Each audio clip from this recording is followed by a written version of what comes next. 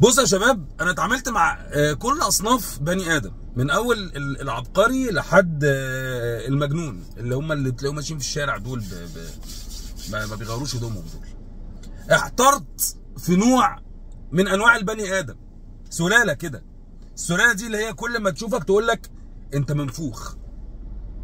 هو مش شايفك بني ادم، هو شايفك مشلان، شايفك كده بني ادم. كل ما تروح كل ما تحب تزيد عضلات تروح يحط لك لا مؤاخذه الهواء في البلف ويقول لك انفخ، او اللي يقول لك ده انا بدبوس افرقعك. انت فاهم حاجه؟ بدبوس يفرقعني.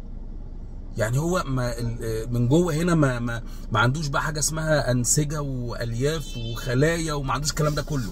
هو عنده هنا جوه هوا، فراغ، نفس الفراغ اللي في مخه بالظبط. لان ده لو عنده مخ كان تعب نفسه في التفكير شويه.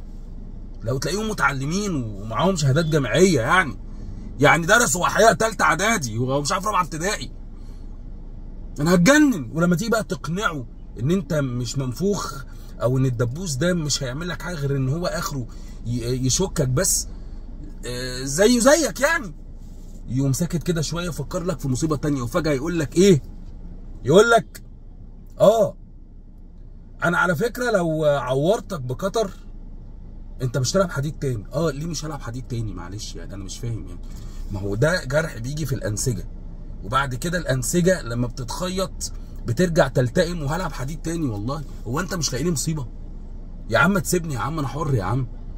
ده انت غريب قوي. يعني انت عايز مني ايه؟ ما تسيبني يا عم اعيش وسيبني. انت مالك انت يا جدع انت؟ برضه هو فاكر انك بالونه، اول ما هتتجرح الجلد هيسيب بعضه ويبدا بقى خلاص الجلد مش هيبقى فيه جلد بقى، هيبقى اللحم مكشوف. ايه يا جدع؟ في ايه يا جدع؟ وانت متخلف عقليا يعني ولا ايه؟ انا مش فاهم. وبعد كده لما تيجي تقنعه برضه بالخطوه دي يبدا يسكت بقى كده شويه، ويبدا بقى يدور لك في ايه؟ يقول لك بس خلي بالك، انت لو خدت مطوه في رقبتك هتموت. انت لو عربيه دستك هتموت. انت لو عماره وقعت عليك هتموت. ايه يا عم في ايه؟ وانت مش لاقيني موتة؟ انت عايزني اموت ليه؟ ما تسيبني يا عم عايش يا عم في الدنيا دي زيك بالظبط. انت كل ده بتدور على موتة؟ وانت ساكت عشان تدور لي هموت ازاي؟ ايه يا عم ده يا عم؟ ايه الرعب ده يا عم؟ انت عايز مني ايه يا عم؟ انت غريب قوي. انت عايز تموتني؟ انت بتفكر لي هموت ازاي؟ انت بتشوف موتة تناسبني؟ ايه يا عم؟ وانت مش بني ادم خالص كده؟ وانت رايحه منك خالص كده؟ ما تسيبني يا عم عايش. ده انت غريب قوي.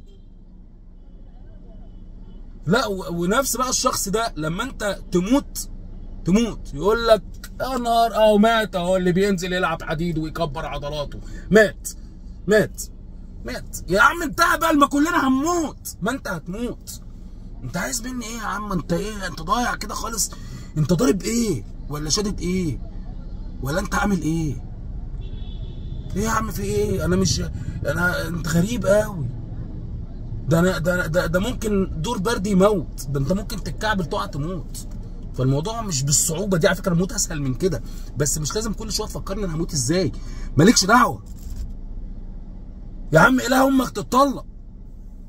ما كانت جوازه فاشله من الاول يا اخي. جوازه فيها مشكله انها تجيب الصنف ده، فالجوازه اصلا فيها مشكله. فبلاش بقى تبلوا المجتمع بقى بالاشكال دي. حسبي الله ونعم الوكيل.